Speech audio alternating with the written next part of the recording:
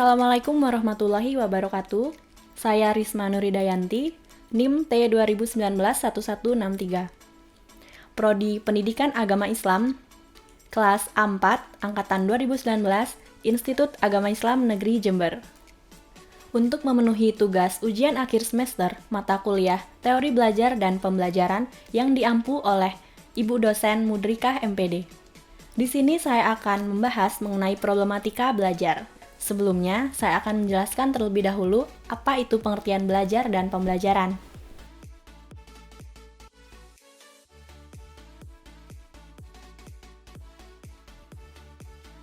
Menurut Kamus Besar Bahasa Indonesia, belajar adalah berusaha memperoleh kepandaian atau ilmu. Maksudnya di sini adalah belajar merupakan suatu usaha manusia untuk mencari pengetahuan dari pengalaman-pengalaman yang telah terjadi. Misalnya, seorang anak yang belum belajar, biasanya dia akan bersin sembarangan, tanpa memperhatikan orang di sekitarnya. Namun, ketika anak itu sudah belajar, dia akan bersin dengan menutup mulutnya, atau menghindar, atau menjaga jarak dengan orang lain. Sedangkan pembelajaran adalah proses interaksi antara peserta didik dengan pendidik, dengan adanya sumber belajar, dan dalam lingkungan belajar, untuk membantu peserta didik belajar lebih baik. Nah, sekarang saya akan membahas problematika malas belajar.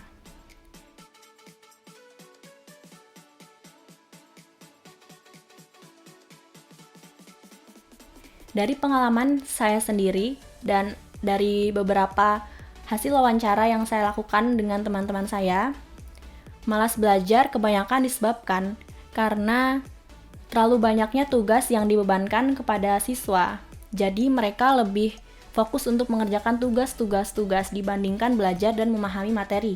Dan ada juga malas belajar disebabkan karena kurangnya motivasi dalam diri sendiri untuk melaksanakan kegiatan belajar tersebut.